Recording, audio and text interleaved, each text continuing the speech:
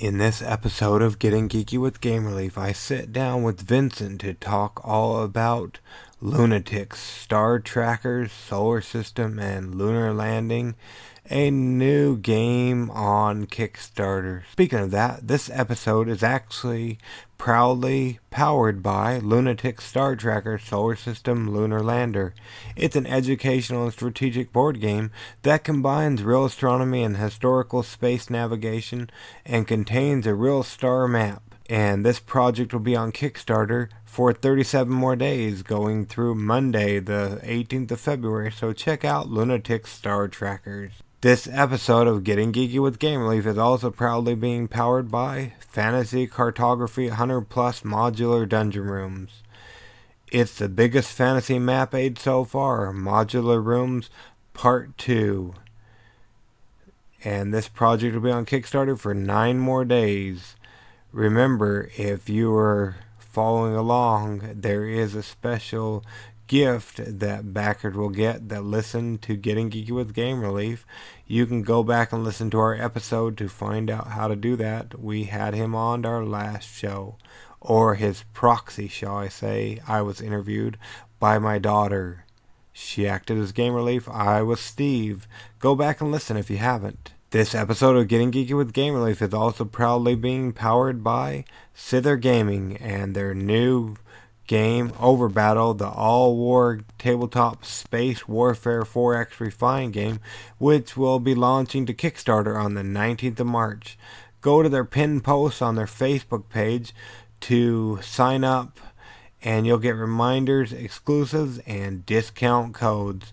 Definitely watch for Syther Gaming's Overbattle on Kickstarter come the 19th of March. This episode of Getting Geeky with Game Relief is also proudly being powered by Snakes and Skulls, Freeblades Fantasy Miniatures, Chakram Wavestalkers, and Kandorian Deathmasters for the Freeblades 32mm Fantasy Skirmish game from GGS Games.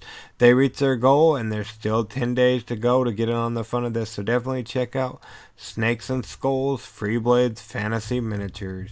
This episode of Getting Geeky with Game Relief is also proudly being powered by Inner Sanctum from New Comet Games. It's a set collection card game of secret societies in which you be the first to try to reach the 7th level and earn the right to enter the Inner Sanctum. There's still a bit to get to their goal. You want to find out more about this game? I sat down with Ben a while back ago, and you can go click on the second update and you can listen to that episode. That's the easiest way to get there. So go check out Inner Sanctum before it's too late on Thursday the 24th of January. This episode of Getting Geeky with Game Relief is also proudly being powered by Born to Serve, a superpowered game of table service. It's a tabletop game for 2 to 5 jobless superheroes competing for the last job in town at the local restaurant. I sat down with Diane from Shooter Gang Games to talk all about this game. Go listen to that episode as well while you're at it. You can check out the campaign that'll be on Kickstarter for 19 more days, going through Thursday the 31st of January. This episode of Getting Geeky with Game Relief is proudly being powered by Nocturion. It's a dark fantasy dice rolling, worker placement, and resource management game for 2 to 4 players from Vespius Media. They reached their goal. Actually, they're 7,600%, I believe. They were going for $10,000 goal, and they're at 76,000 currently. There's 3 more days to get in on the fun of this as it goes through Tuesday, the 15th of January. So don't dilly-dally and check out Nocturion on Kickstarter currently.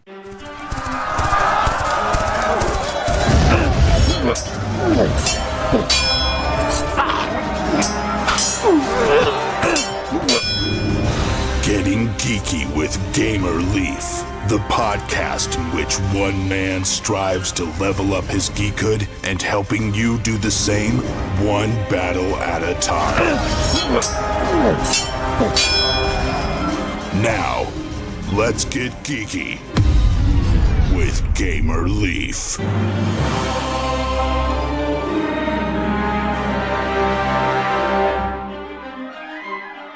We choose to go to the moon. We choose to go to the moon.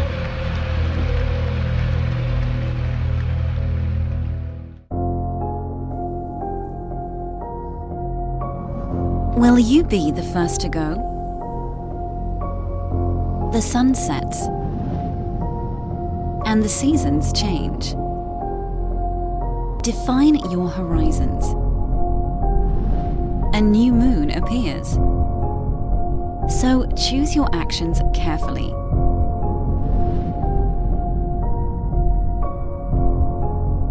And observe the constellations.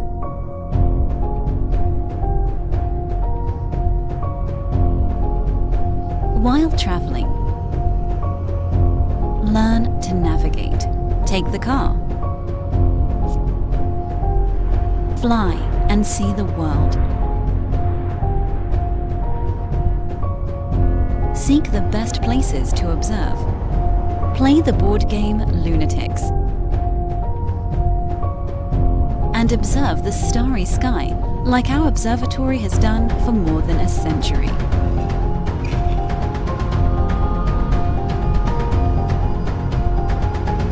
Expand your knowledge about the solar system.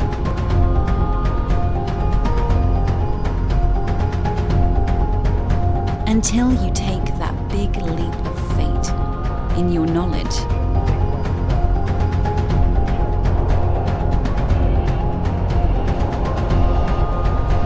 Play the second expansion. And navigate your way to the surface of the moon.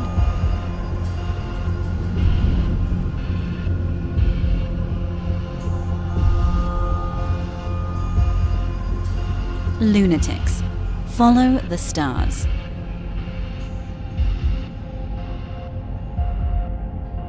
And reach for the moon. Did that sound familiar to you guys? It didn't to me neither, but this is the story of LunaTix, Star Tracker, Solar System, Lunar Lander, a new game that's currently on Kickstarter. And tonight we're lucky enough to be joined by the creator mastermind behind this game, Vincent. Is that correct, Vincent? Is that how you fit in line with the LunaTix Star Trackers? Yes, but the way you said it, it sounds funny, lunatics.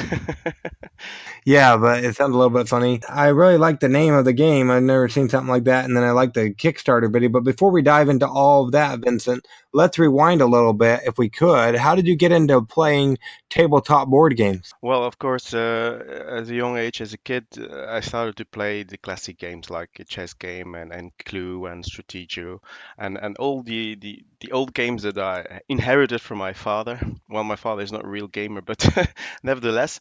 But after a while, I think I was in school. I was 12 years old, and I like also drawing. And someone showed me how to draw brains, like brain mass, and and after a while, I saw a pattern inside it, like a labyrinth, and I thought, oh, it would be cool to make a game out of it. And so I started to make a game, and we played in school at noon in the pause, like to try out the game, and then started a little bit my game designing um, urges. And after a while, I also discovered a card game that I think everyone knows in the world, that is gaming Magic the Gathering. So in the beginning, I thought, magic, oh, well, it's a magic trick or some cards, you can do some magic tricks with it. And after a while, I saw the shop, like a gaming shop, and they were playing those cards as well. And I bought some cards, and I started learning the game, and I got more into it. And then after a while, because it's also like really money driven for a young kid, it's like really expensive stuff.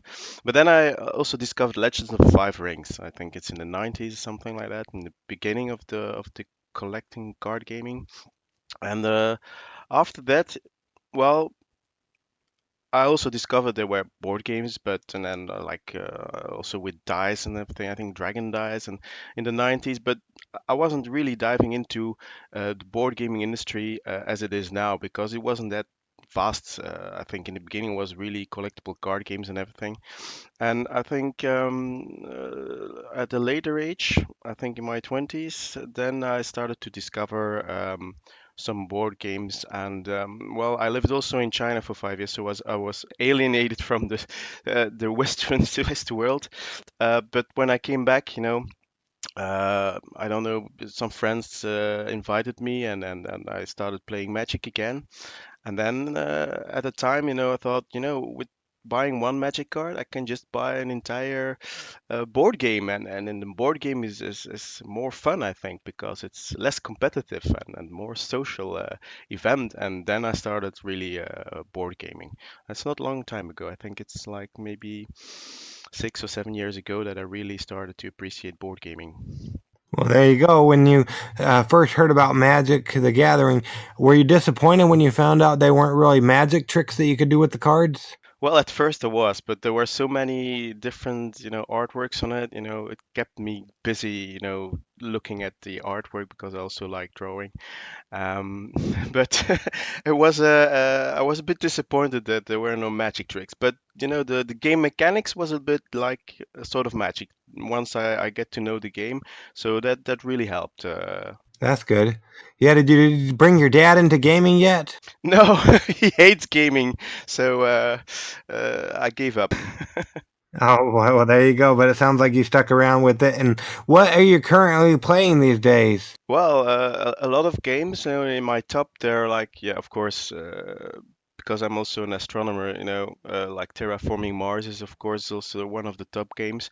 But also like Marco Polo, like the Voyages of Marco Polo. But my favorite game is Anachrony from Mind Clash Games. It's really, I don't know, you know Anachrony? Yeah, I think somebody talked about it. I've heard a little bit about it. Is that the one where they have that mechanic where you can figure out what you're going to do and then go back in time and do it or something about time travel? Well, it has to do with time travel. We along the way, something bad is going to happen. It's going to be the end of the world. An asteroid's going to hit the world, and there are several factions, and they have different philosophies. Some appreciate that it's going to be the end of the world because they preach it, and they want to build on it after the evacuation, if they succeed in evacuating. And some they want to prolong it because they really love the earth and they want to preserve the earth. And in the meantime, you have to get all these resources, a special resource. I don't know, I think it's neutronium or something. And this kind of a resource in the future can be used to travel back in time. But what you can do during the game is they can actually you can ask the future for resources, like workers or like uh, like any kind of metals or those kind of resource or money even. And but in time you have to pay yourself back, otherwise there will be some distortions in time. So you get some resources you can ask from the future, but you have to be aware that you are able to pay yourself back in the past. And so that's a real cool mechanic. Yeah, sounds like it. So how does that work? Are you playing on two separate boards, like your past is in one place and your future's in another place or another board, or how does that work? Well, there's one big board where you can. That's a work replacement game where you put your workers, and actually you have everyone has a separate board. It's an indoors board, like a dome that you're shielded from the toxic gases and waste that polluting the earth. And your workers can be placed there, or they can be put in an exosuit. And these exosuits, if you have the expansion, you have this nice mini. There are mechs like robots, and you can put the workers inside a suit, and then you can put them on the main board, on the big board, to to do different stuff and get some resources and work your points up in the game to finally get to this stage. There is also a timeline. Every time there's a timeline where there is some mega project that you can realize, and at a certain point this event is going to occur, and after this event you have to try to evacuate your faction, and you have to do that as quickly as possible. Well, that sounds pretty fun. Now, being a designer and all, what would be one thing you would do to enhance Anachrony, Vincent? Well, since it's my top game, there is not much to enhance because I really love this game. But there's one thing.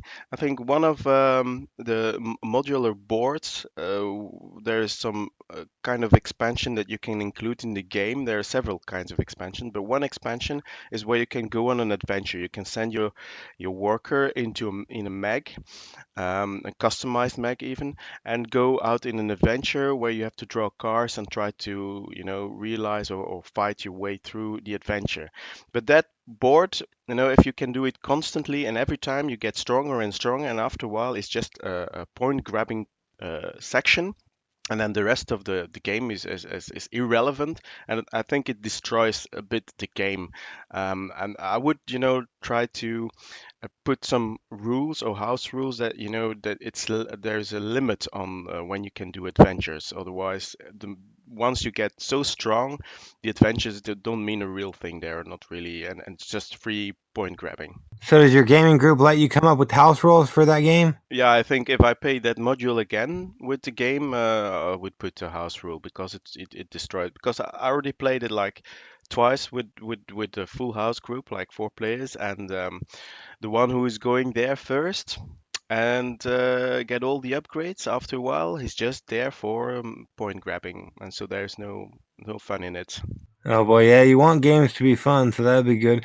Now, word on the street is you have a new project or a new game on Kickstarter. What can you tell us about LunaTix, Star Trackers, Solar System, Lunar Lander, Vincent? Yeah, well, for starters, the base game is LunaTix Star Trackers, and so the star tracking bit is really important because it's about constellations. So we kept the game simple, so it's just constellations. It's like talking about continents and not about cities or countries, but constellations to navigate yourself the celestial mechanics. And the aim of the game is to go to the moon as fast as possible. And so you have to learn to be a star navigator. People who know a lot of, some things about the Apollo program, like Apollo 8 was the first voyage to the moon, where they didn't land, but they went to the moon during the space race. And there, Jim Lovell was the star navigator. He used a sextant and telescope on board to check if they're still en route in the right direction towards the moon and in comparison to the Earth. But to make things simple, you just have to go around on a map on Earth, and you're just an astronomer and you want to learn to be a star navigator. So you have to go around the world, and in the meantime, on the star map, the sun is shifting month by month, round by round. So other constellations will be more visible than the previous one that you've seen, and depending on where you are on the Earth, also tells you what you can see. And so you can start to collect these constellations and make even collections, like constellations in the northern hemisphere, or collections on the zodiac, or collections on the Milky Way. And that's the star navigator part. So the more collections you have, the more points you have. And in the end game, when you decide to go to the moon, you have to go to Cape Canaveral. So you have to puzzle your way as well to be the first there, or as fast as possible. And then there is an Apollo track, well, the lunar track going to the moon. And then there will be negative points, like difficulty points. And you have to be sure that you have enough difficulty points and enough special abilities to overcome all these difficulties. And in the meantime, you also have to be first. So it could be you don't have enough knowledge to get to the moon, but you also have to be the first to get to the moon. That's the base game. And the expansions, like it is a solar system, and there are some planets included. And so every month when the sun shifts on the star map, the planets also move. And so you can see the Earth moving and all the other planets in their orbit. And then there's also a simple way to see whether or not you can see a particular planet from Earth at that moment. And so when a planet card comes up in the observation area, and you can score it, you can try to gather these points as well. And then the Lunar Lander is the second expansion, and there is a you have to learn to land and then to go back if you have a certain mission, because all the 9 Apollo missions are inside, but you don't know which mission you have until you hit stage 3, and then it could be you have Apollo 13. With bad luck, you cannot land, and you have to use your Lunar Lander to go home safely.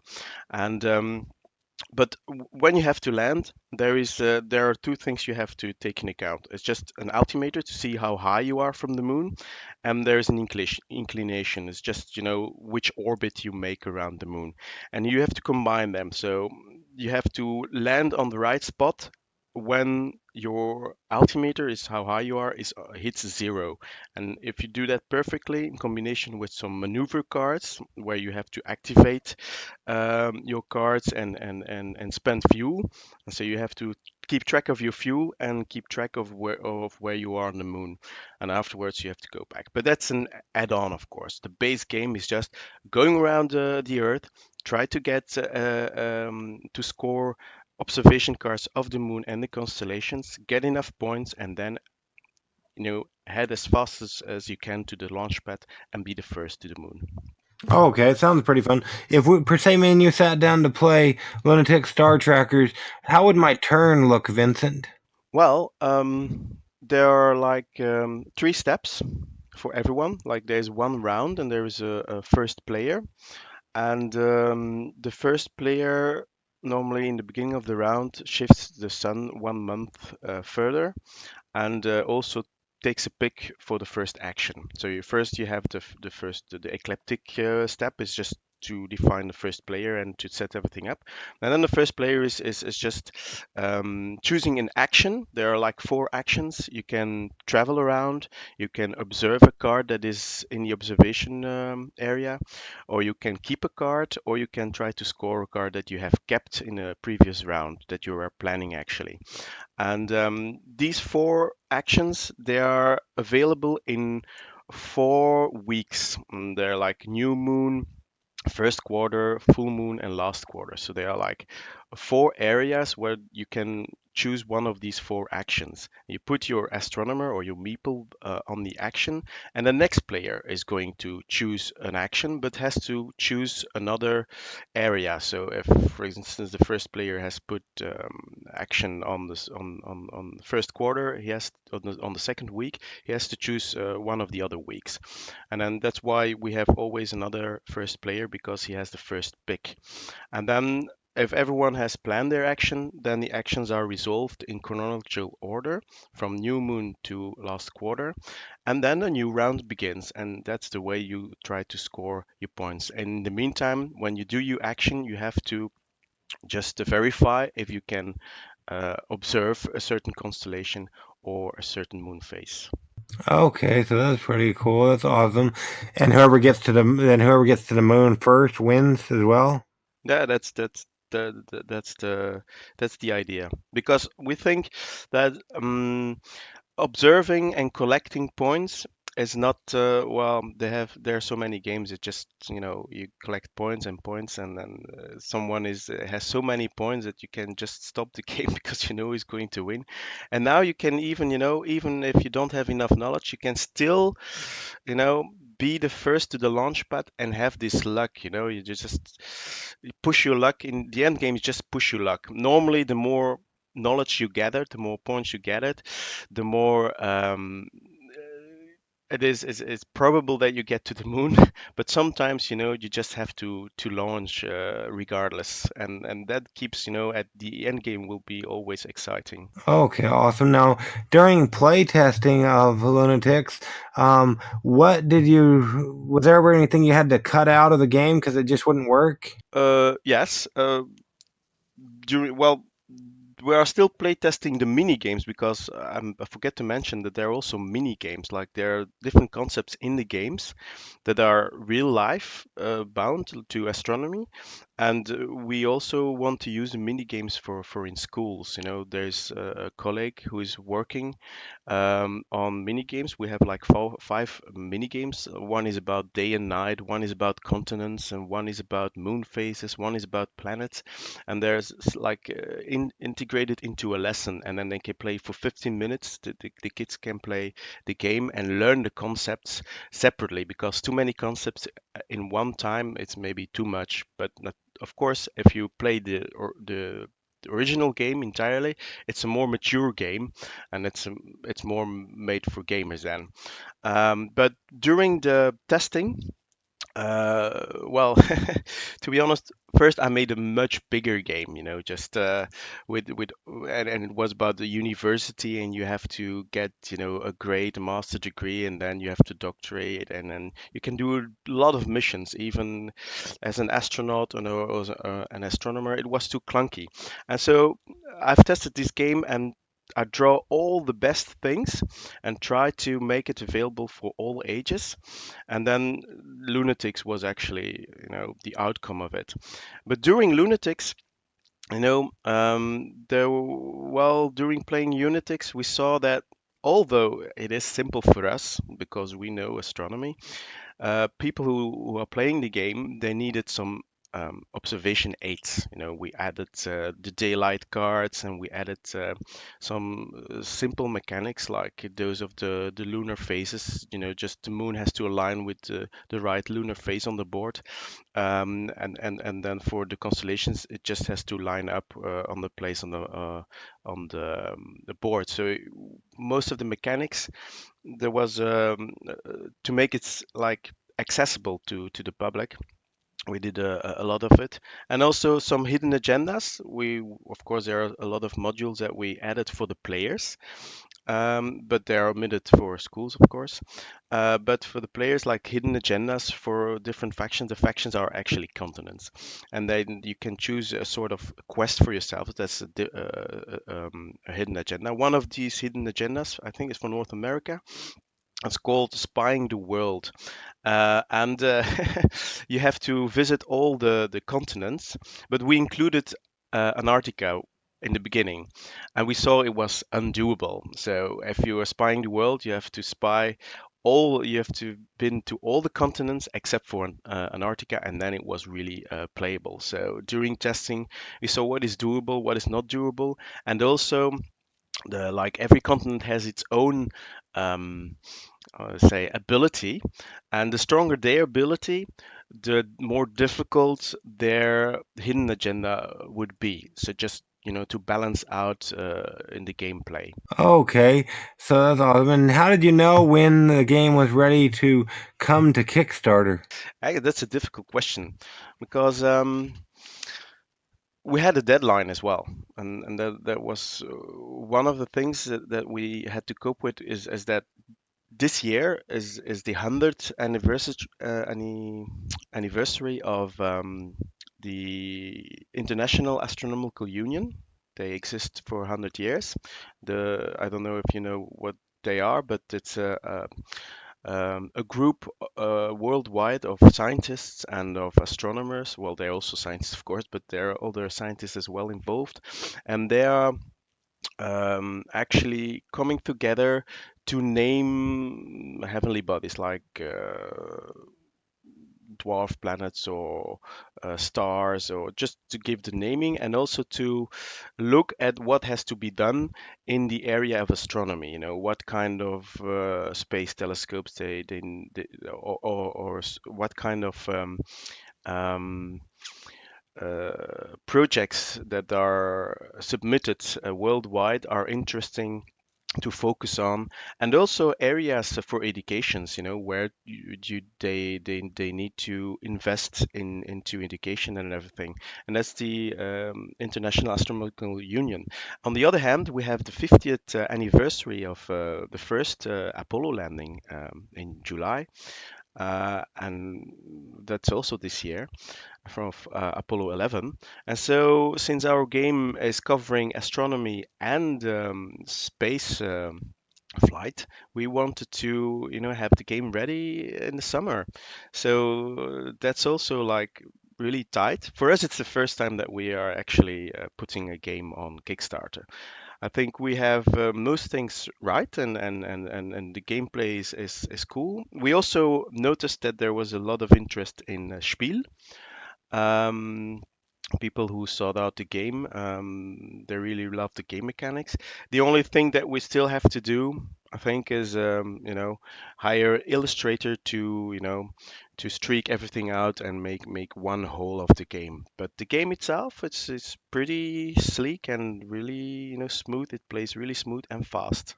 Oh, okay, yeah. So it looks like that. It looks pretty cool. Now, being an astronomer and stuff, and with that whole organization and stuff, is there any way you could do me a favor and get Pluto re-nominated as a planet? I heard a while back ago they took it out as being a planet. Well, I think it's more an issue for the Americans because it was Clay Tombaugh who actually discovered this dwarf planet. But actually, it's not the first dwarf planet that had this kind of thing going on. Like 200 years ago, there was also this dwarf planet Ceres, and there was even I think Vesta, and they actually is because we didn't know enough until then that that we have to change the naming. So we discovered that Ceres was round and Vesta wasn't round. It was like egg shaped, and so it couldn't be a planet because it has to be has enough to have enough mass to be well rounded. And Ceres is well rounded, but the problem with Ceres is it's not alone in its orbit around the sun. So it's in the asteroid belt. And what we discovered with Pluto is that Pluto was only discovered in the 20th century. We discovered that Pluto is also not alone in its orbit around the sun, which is also not surprising because it's so far away that the bigger the orbit, the more stuff could be in its vicinity.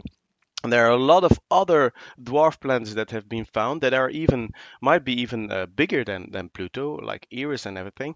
And so if we have to add 100 new planets that are actually not planets, then we have a problem. I think schools would also have a problem because in the 20th century, because of the moon landings and everything, education has picked up on astronomy and teach the planets in the classroom and everything. And so they have to learn like 9 planets in the beginning, and then we subtract one because it has the same fate as Ceres, so it became a dwarf planet. And its moon Charon is also a dwarf planet. They're actually a double dwarf planet system, but I'm not going to go inside of it. So it's actually difficult to reinstate in the planet, but it's a dwarf planet, so it's a world on its own. It's just a naming to make it easier, to do science and also education. Oh boy, well maybe you can see what you can do for me. But yeah, that's interesting to know because I didn't know why they did that. It just all of a sudden it wasn't a planet anymore. Yeah, that's because we discover things, and sometimes what we discover in the beginning, we just go on the data that we have, and then afterwards we have different data, and then we have to say, oh, actually it's different. That's how science works. It's not well. We have to change if reality or the measurements gives us another outcome with different results and better equipment. That makes sense. Now, with discovering LunaTix Star Trackers the game, what would you say you're most proud of, Vincent? Well, the most proud of is bringing the real celestial mechanics on the game board. I've never seen that before in on a board game, and also in such a way that you can even make an educational game from it. To be clear, and not to be frightened that the gamers don't run away, it's not education first. It's a game first. I'm trying to make a game first, and my colleagues are trying to make mini games for education afterwards. So that's to be clear. But I'm proud to to bring like a real orrery. It's like you have these planets going around in the first expansion, and it's on the board game. It's vivid. It's the moving pieces around by round by round, they're really moving like in real. I've made the measurements for it, and also it's a real star map that it's included. It's also the first time I think in a game, and of course it's a difficult, and I know why it's the first time, because you not only need to be a game designer, you also need to know something about the celestial mechanics, and that's why we fit in. Is that how you came up with the game idea and everything? Because you're an astronomer? Yes, naturally, and a gamer. There you go. Yeah, the best of both worlds. So that's awesome. Now, with all of the game projects on Kickstarter, and I imagine more will be coming as we just got through the holiday season. What makes your game pop or stand out as one my audience should go check out, and then back if they like what they see, Vincent? Well, one of the things that I, as a child, was fascinating by was by an orrery.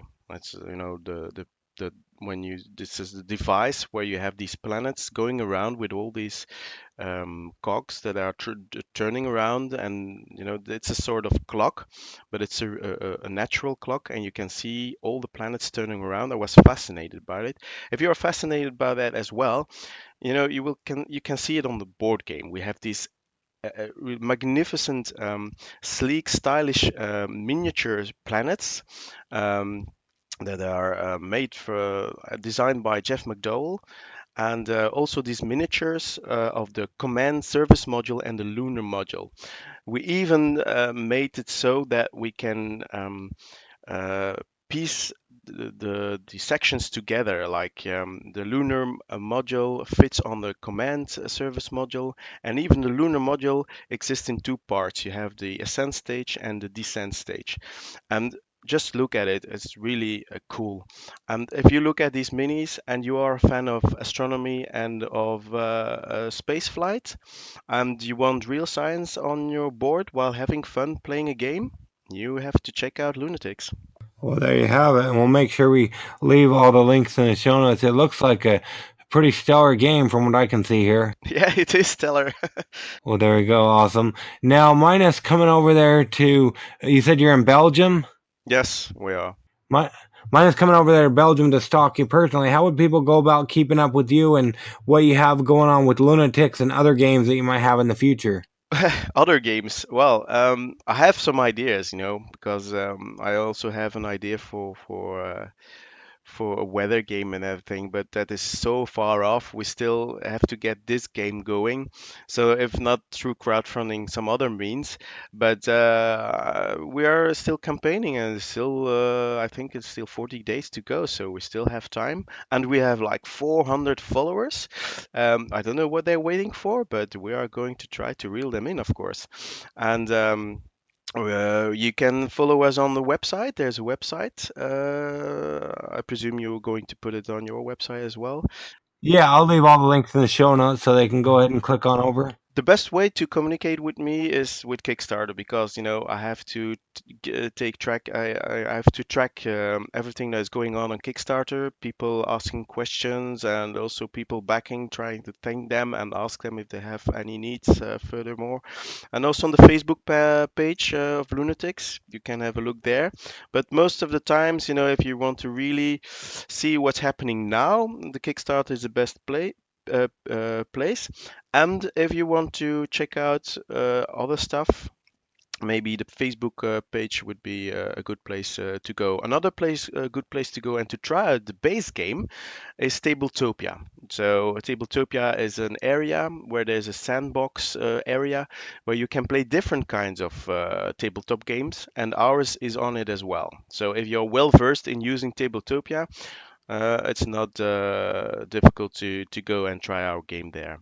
And if they're not well versed or either way, is that free to play on Tabletopia or how does that work, Vincent? Well, some of the games you need to have a subscription, and some games are for free. Well, our game is for free. Well, there you go. So you can try it before you back it, I guess, in essence. Yes. So that's great. Awesome. Now, yeah, we don't want to keep you all, I guess it wouldn't be all night over there. It'd be all morning. We don't want to keep you all morning and all day, but we really appreciate you coming on Getting Geeky with Gamer Leap with us to talk all about LunaTix, Star Trackers, as well as the Solar System and the Lunar Lander expansions that are currently on Kickstarter through February 18th, it looks like. Yes, that's true. So that's awesome. Now, if they do back it and they like what they see, they back it. When would they anticipate getting their game? You talked about before the summer sometime? Yes, so we are trying to get things done. Of course, it's a Kickstarter, and we are working with fulfillment agents and with a manufacturer for the minis and for the boards and everything. So depending on all that, if everything is going as planned, we want the game out before the 50th anniversary of Apollo 11. So it has to be out before the 20th of July. Okay, awesome. So that'd be cool. Yeah, so like I said, we'll make sure we leave all the links in the show notes, and we'll go ahead and if you like what you've heard or you like what you see on the Kickstarter page, make sure you jump over there and check it out at least. And if you like what you see, go ahead and click that Back This Project button so you can become a part of both board game history as well as celebrate the landing on the moon and make this game become a reality. So yeah, we really appreciate it, Vincent. Thank you very much, sir. Yeah, you're welcome. No problem. What is this place? What is it doing here in the Leaves computer? Oh, it's Kickstarter Corner with the Leaves. I know you heard about a lot of games during the Proudly Powering This episode issue or whatnot up front, but there's still a couple more and a couple we want to reiterate. On Kickstarter currently are, first off, Snakes and Skulls Freeblades Fantasy Miniatures. It's a Chakram Wave Stalkers of Kandorian Death Monsters for the Freeblades 32mm fantasy skirmish game. I sat down with John from DGS Games a while back ago to talk all about these miniatures and the skirmish game. You can listen to that in the update he posted on the 9th of January entitled Podcast About Freeblades and the Kickstarter. So yeah, definitely go give a listen to that so you can find out a little bit more about John and what he's been doing with Freeblades. It was very intriguing to myself, and you might like it as well. But definitely check out Snakes and Skulls Freeblades Fantasy Miniatures on Kickstarter through the 22nd of January, so 10 more days. Also currently on Kickstarter is Chicken Time Warp.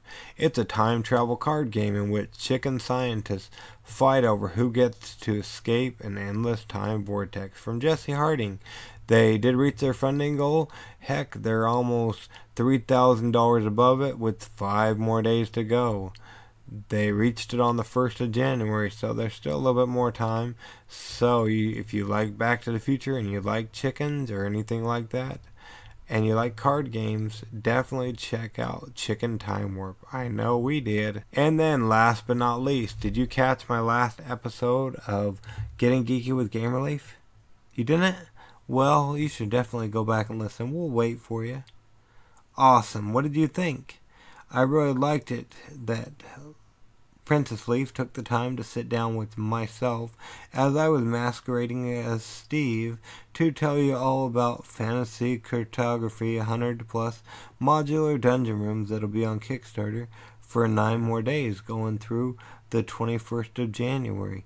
And backers that are also listeners of the podcast can get a special prize. So definitely go back and listen to that episode and follow the instructions to, like I said, get a special prize. Anyways, our least favorite time, your least favorite time for us to get on with our lives, you to get on with yours. In the meantime, I hope you'll get geeky, stay geeky, and bring others in the geek fold. This is Game Relief, and I'm out of here.